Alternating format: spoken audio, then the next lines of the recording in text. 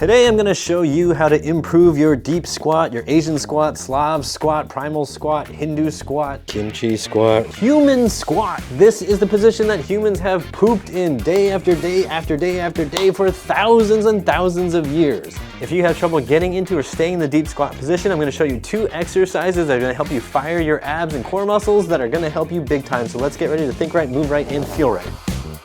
Before we jump into the exercises, I want to make sure you understand why your core muscles are so important when you're doing the deep Asian squat. It's not just about having a six-pack hidden behind the keg, it's about controlling the pelvis. The pelvis position is going to determine how much flexion you're going to get out of your hips. Flexion is when the femur is coming closer to the chest, and that is talking about the angle between the pelvis and the femur here. Now, if your abs turn off and you're in this flared position when your belly button's hanging forward, you have a big arch in your low back, and your rib cage is kind of lifted up like this, like people learn how to do at the gym when they're doing barbell lifts, you're actually already creating some hip flexion, and you're creating a situation where you're gonna run out of space before you get to the bottom. But if I teach my abs to fire even just lightly to hold that position for my pelvis, I can actually get much, much lower, and I don't run out of space prematurely, and then I can get low to the ground and take a dump. But I wouldn't do that here on my floor on camera. I saved that for my OnlyFans. Just kidding, but you can find me on Patreon. At the bottom of the Asian squat position, it's also helpful to have good ab engagement because that helps you maintain this position without hugging your knees to keep yourself from falling over. That ab engagement will help keep your low back feeling a lot better, and it'll also give you a little bit of a glute stretch, which means over time you're gonna get more and more comfortable being in the deep squat. So now I'm gonna show you 2 exercises to help you keep your abs on while you do your deep squat. All right, so the first exercise is to make sure you can actually fire your abs. So to do this, you're gonna sit down on a couch or a bench or a chair, and then you're going to be doing a regressed version of what's called the L sit. So this is an L, you're pulling your knees towards your chest, you're holding that position. As we progress this, you're going to be up in this position, still holding your abs firm, contracting your hip flexors, and just getting used to staying here for a while. Now, to make sure you can do this properly, I want you to first practice breathing out like this. So you're resisting air with your lips. It's kind of like you're blowing up a balloon. As you do this, you're gonna feel that your abdominal muscles are actually tensing up to push the air out. The more close you get to full exhalation, meaning all the air out of you, the more you're gonna feel the abs fire. When you do this, just make sure you're not being so intense that you like pop a blood vessel and pass out or anything like that. Just feel it. Okay, you wanna feel past the keg to the six-pack. Make sure you feel the abdominals, your obliques on both sides, tightening up, firing up to help maintain the rib cage and the pelvis relationship. This is gonna keep your belly button from falling forward and dumping over your waistline here. So just go ahead and feel those abs fire up, okay? The belly button's there, hands go next to you. Lift your legs up, okay? The more you lean back, the easier this is gonna be. So if you wanna put your hands back like this, and then up we go, and you're just gonna hold this position, okay? This is gonna feel like your lower abdominals are working. You're making sure your low back is flat or even rounded. I prefer to just go rounded. And then you're squeezing the knees together, the feet stay together. You don't have to squeeze super hard, but if you can do that squeeze fairly firmly, that's good too. That's gonna help you develop a more narrow, deep squat position. But we're just hanging out here. We're gonna hold this for 30 to 60 seconds, and then we're gonna do 2 sets of this. So in between sets, obviously you wanna take a rest. As you get stronger and better at this, you can start to lean forward and just hang out in that more forward lean position. And as you get even better, you can start going like you're just pitching forward, like you're about to jump off this cliff.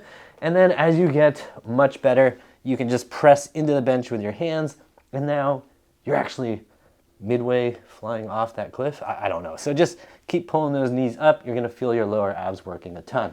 Okay, so right here, make sure the abs stay on, make sure the belly button is not falling out. This is gonna help us maintain good ab engagement when we go into our squat. It's gonna help us when we do the next exercise. This next exercise is going to help you program your brain and body to keep your abdominal muscles firing when you do a deep squat. This will help your squat feel so much better, and it will make your hips feel better too. If you've spent a lot of time learning how to power lift, you may have come across the cue to really stick your butt back, arch your lower back when you squat, and really dump your belly forward while you squat so that you don't hurt your back, supposedly. The problem with this is you now run out of space sooner in your hip joints, because now as you're anteriorly tilting, you're already creating hip flexion, which means you're gonna feel like you have already bottomed out when you aren't really at the true bottom, which is way down here. So by keeping the abs on, you're going to allow a fuller range of motion. And by the way, you're also going to be able to keep your knees closer together when you do your deep squat, because you're no longer heavily going and using your glutes to maintain that anteriorly tilted position, which then gets you stuck out in that wide squat position. For all the barbell meatheads right now who are like, hey, no, the barbell squat and this squat are totally different. You can't suggest they're the same. I'm not suggesting they're the same. We're learning how to get a deep squat because that's a really human motion. And by training the barbell squat movement pattern over and over and over again, you've probably managed to screw yourself up. So to reclaim your ability to do this basic human movement so that you can sit and chat with your friends or poo in the woods, we need to regress things, use less weight, and use a couple different things to assist us. And good news for all the weightlifters out there, you can use some weight plates. And for those of you who don't have weight plates, don't worry, you don't need them for this exercise. Let me show you how this exercise looks. You're gonna hold a weight out in front of you. You're gonna step onto something so your heels are elevated. This can be a piece of wood, it could be a stack of books, it could be printer paper. I don't care what it is. You're gonna hold the weight out in front of you. You're gonna have your feet in a comfortable squatting width, whatever that is for you, and then you're going to lower yourself down. What you're gonna notice is because of this weight out here, your abs are going to fire. So check that. When you hold the weight, hold it out in front of you. Do you feel tension in your abdominals? You should. It should remind you of what it felt like when you were poking at your abs earlier and you felt that six-pack behind the keg. You wanna feel your abs while you're doing this exercise. If you have any trouble, you can use that exhale that I taught you earlier, that resisted exhale to go and just feel that tension in your abs. Of course, don't exhale so much that you run out of oxygen and then pass out, okay? So, feeling those abs go, okay? That is gonna help you learn that firing pattern so that that stays on, and then we can practice that also without the weight. Once you feel like, okay, I'm used to that, I can feel that, then practice keeping the abs on without the extra weight. That extra weight is telling your brain and body, you need to fire your abs. You have to stabilize. When you take it away, you don't have to, but we want to keep doing it because now that's the pattern we want to use. And now you're asking, what the heck's up with the weights and the elevated heels? It just makes your butt look better, and I wanted to look at your butt while you're doing the squat. Just kidding. Having your heels elevated does a couple things. First is it helps make your thighs a lot sexier. Second is it helps remove any limitation that might come from weak muscles around the ankle or really stiff muscles around the ankle. So if you're somebody who can't really get your knees over your toes and you just go, oh gosh, I'm stuck like that, well, guess what? You just have to elevate your heels and suddenly you're able to get your knees much farther forward. That weight distribution just helps you practice this exercise a little better.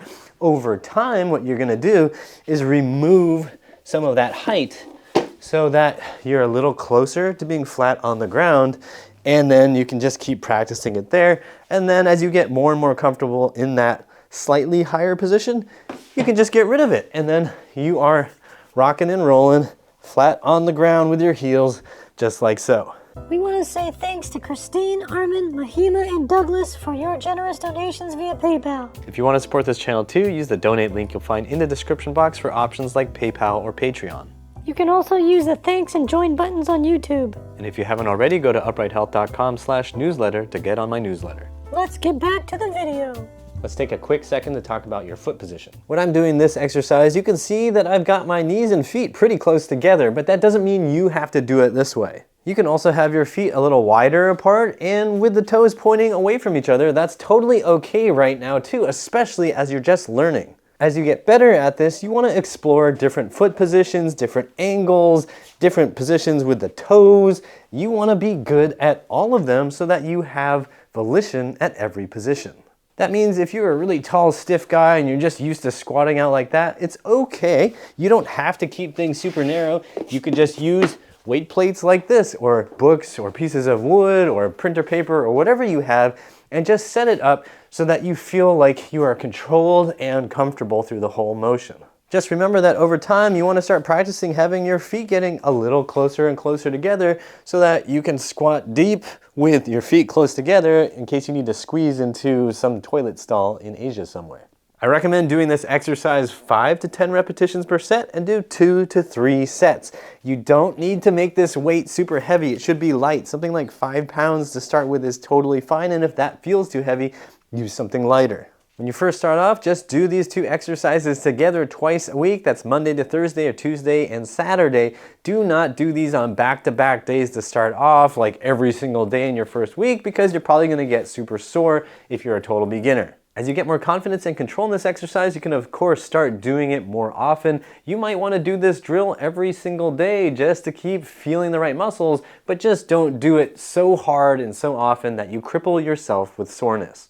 Remember that slow is safe and fast is foolish. Also remember to take adequate rest between sets of any exercise that you're doing. If you're too tired to do the exercise correctly, you shouldn't be doing the exercise. So take rests so that the next set feels smooth and good and under control. We're not looking to build up a crazy sweat with these squat drills and these ab exercises. We're just looking to reconnect and get used to the right firing pattern so you can get down into your deep squat. I did it! Yes! When you achieve that moment, please remember to drop me a comment down below. If you'd like more detailed, comprehensive, and well-organized help to help you get into this deep squat position, go to uprighthealth.com/DIY and look for my Asian squat program. And if you want totally free help, I've got an Asian squat playlist that I'm going to link to right here. If you want to support this channel, use the donate link to donate via PayPal, or become a Patreon patron, or use the join and thanks buttons on YouTube. Like, share, and subscribe with the bell notification on, and as always, I hope you remember that pain sucks, life shouldn't.